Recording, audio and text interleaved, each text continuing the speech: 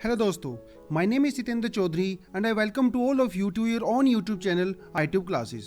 दोस्तों, आपने welcome movie में मजनू भाई की पेंटिंग के ऑक्शन को तो देखी ही होगी, या फिर IPL में प्लेयर्स की ऑक्शन करते हुए नीता अंबानी या प्रीति जिंटा को देखा होगा। यह सब देखने में बहुत सिंपल लगता है, लेकिन इसके पीछे एक बहुत ही कॉम्प्लिकेटेड थ्योरी है जिसे ऑक्शन थ्योरी कहा जाता है।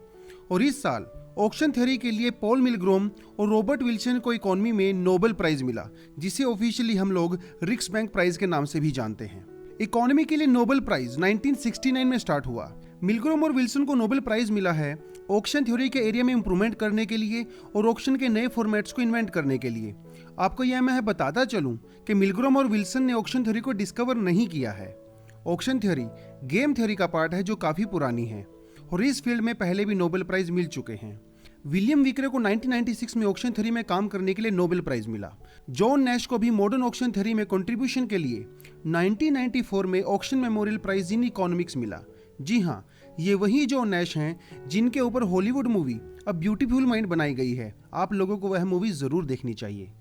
चलिए अब आज के टॉपिक की शुरुआत करते हैं। ऑक्शन, बिडिंग या फिर हिंदी में इसे नीलामी भी बोला जा सकता है। इसे हम हर तरफ देखते हैं। पहले नीलामी का मतलब माना जाता था कि कोई व्यक्ति या कंपनी अपना कर्ज नहीं चुका पाया है और बैंकरप्ट हो गया है, तो वह अपना कर्ज चुकाने के लिए अपने सामान यानी एसेट्स की नीलामी करता है। लेकिन बाद में इसे हर फील्ड में यूज किया जाने लगा, चाहे वह कोई घर खरीदना हो, ऑनलाइन शॉपिंग करना हो, गवर्नमेंट के द्वारा रिसोर्सेज जैसे कोल, स्पेक्ट्रम को अलॉट करना हो, उनको बेचना हो, IPL में प्लेयर्स की ऑक्शनिंग हो, या यहाँ तक कि मंडी में फार्मर्स को अपनी फसल तक बेचना हो। तो इस ग्लोबलाइज्ड वर्ल्ड में ऑक्शनिंग पर हर इंडिविजुअल को इम्पैक्ट करता है। शायद इसी वजह से ऑक्शन थ्योरी इतनी इंपॉर्टेंट है कि इससे कई बार नोबेल प्राइज मिला है। आपने शाहरुख खान की फिल्म बाजीगर का एक डायलॉग तो सुना ही होगा, कभी कभी जीतने के लिए हारना पड़ता है और हार कर जीतने वाले को बाजीगर कहते हैं। ऑक्शन की दुनिया में एक्चुअली इसका अपोजिट होता है, जहां पर जीतने वाला एक्चुअल में हार जाता है।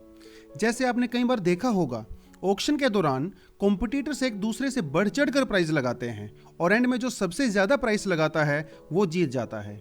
बहुत बार ऐसा देखा गया है कि यहाँ पे विनर्स ने जो एक्चुअल कीमत लगाई है वो मार्केट वैल्यू यानी कि उसकी एक्चुअल वैल्यू से काफ़ी ज़्यादा होती है, यानी रियलिटी में जीतने वाले को नुकसान हुआ है।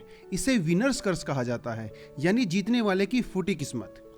चलिए इसे एक और एग्जाम्पल से समझने की कोशिश करते हैं।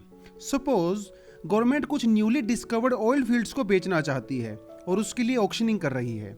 ऑक्शनिंग करने के लिए अंबानी, टाटा, बिरला, अदानी बहुत सारे लोग आए हैं। पूरी प्रोसेस खत्म होने के बाद रिलायंस ने वह ऑक्शन 100 करोड़ रुपए में जीत ली है।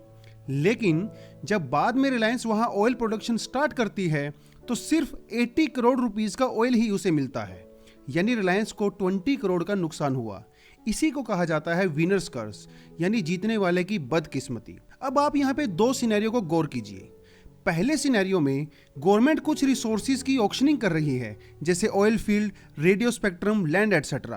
अब यहाँ जो भी इंडिविजुअल या कंपनी ऑक्शनिंग करने आती हैं सब एक ही फील्ड की होती हैं, यानी स्पेक्ट्रम वाली कंपनीज कम्युनिकेशन फील्ड में काम करेंगी, ऑयल फील्ड वाली कंपनी ऑयल सेक्टर में काम करेंगे, एटसेट्रा। ऐसे में उस प्रोडक्ट, रिसोर्सेज या एसेट्स की जो भी कीमत होती है उसे कॉमन वैल्यू कहा जाता है। विल्सन ने बताया कि जो रैशनल बिडर्स यानी समझदार बिडर्स होते हैं वो जोश में आके अनाप शनाप कीमत नहीं लगाते हैं, बल्कि इंटेलिजेंटली प्रोडक्ट के प्राइस की कीमत कॉमन वैल्यू से भी कम रखते हैं, क्योंकि वो विनर्स कर्ज से डरते हैं। तो पहले जहां इन प्रोडक्ट्स की वैल्यू काफ़ी अनप्रिडिक्टेबल होती थी, विल्सन के फॉर्मूला के बाद उसे डिटरमाइन किया जा सकता है। दूसरे सिनेरियो में कुछ ऐसे प्रोडक्ट्स होते हैं जहां कोई कॉमन वैल्यू नहीं होती है, बट हर बिडर्स के लिए उसकी वैल्यू चेंज होती रहती है। जैसे कोई पेंटिंग, कोई घर, वर्ल्ड कप में धोनी ने जिस बैट से लास्ट बॉल पे 6 मारा था, एटसेट्रा एटसेट्रा। अब इनकी वैल्यू हर बायर के लिए अलग अलग हो सकती है, क्योंकि यहाँ पे इमोशंस इन्वॉल्व होते हैं। मिलग्रोम ने थ्योरी डेवलप की, अगर जिसका यूज किया जाए तो सेलर्स को मैक्सिमम प्रॉफिट हो सकता है।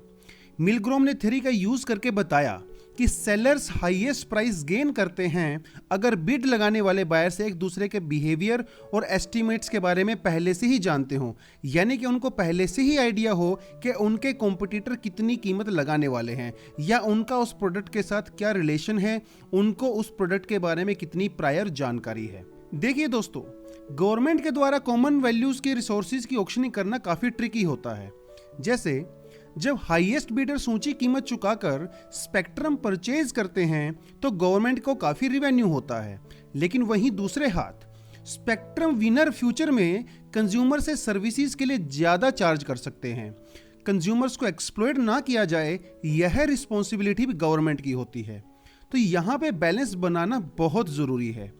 इन सब चीजों को ध्यान में रखते हुए विल्सन और मिनग्रोम ने ऐसे तरीके निकाले जिससे गवर्नमेंट को ज्यादा से ज्यादा बेनिफिट हो सके और कंज्यूमर्स को एक्सप्लॉइट भी ना किया जा सके। उनके इन एक्स्ट्रा ऑर्डिनरी कॉन्ट्रीब्यूशन के लिए उनको नोबेल प्राइज मिला।